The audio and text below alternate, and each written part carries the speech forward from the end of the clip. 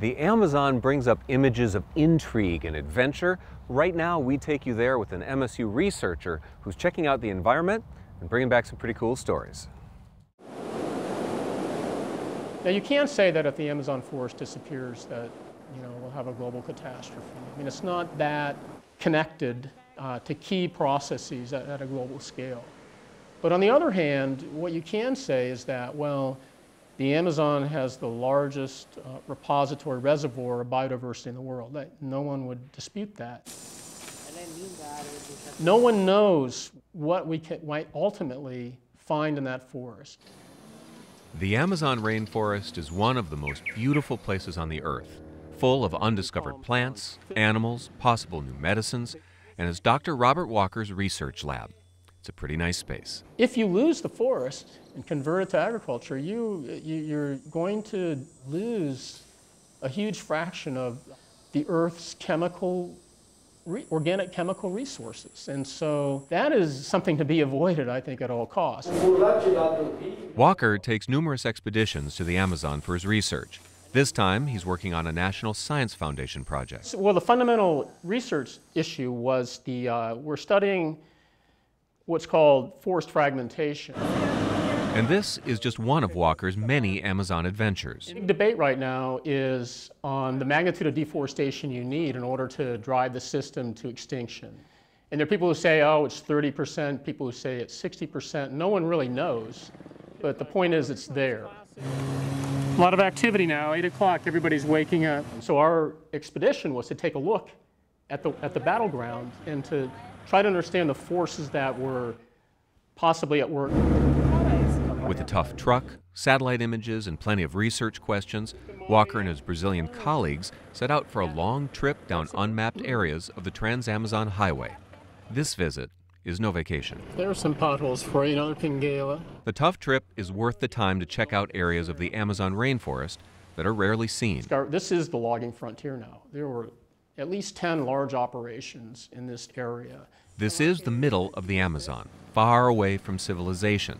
There's illegal logging and other activities that would be dangerous to disturb. And suddenly a man came up to us. He says, you just did something very bad.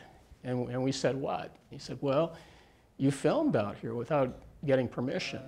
The research group stumbles upon a gold mine in the middle of the forest. Things that come to mind were the more dramatic incidents, of course. And one was a gold mine. And these are interesting places, they're dangerous places, and I don't know that anybody has actually filmed one actively. But we're at the gold mine. Looks like someone dropped a bomb out here. This is the exposed surface after the gold miners have stripped the trees, the soils, and everything is slowly collapsing into a big pit. I lifted up the camcorder and just started filming. There's a place that buys gold. And as I said, we know gold mines have a reputation for violence. That services the garimpo, or the gold mine. And on the way out, we talked to people and they said, well, better be careful. That place, there's a lot of logging, there are a lot of crazy people there, gente brava. And they said, oh, and also there are a lot of pistoleros there. And pistoleros are, of course, gunmen.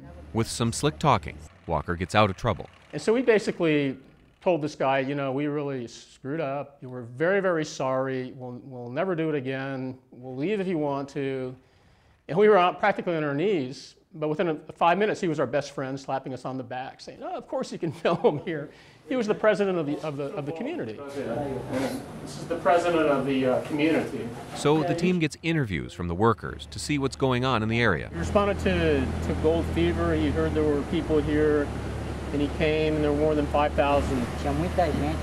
Our observations in the field go to identifying the good things we saw and the bad things we saw. We've stopped at a bridge and are enjoying this sign from the Ministerio dos Transportes, the Ministry of Transportation. The work here combines technology with boots-on-the-ground research. And so it's the satellite imagery, the data and the imagery that does not speak to you. Okay, the only way you understand its true story is to get into the ground, get at ground level and talk to people. Walker's research here will help us understand human impact on our environment and geography today and into the future.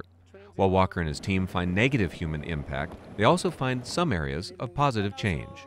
Well, we finally made it to the end of the Trans-Amazon. We're all exhausted, but we have smiles on our faces. Yoo-hoo!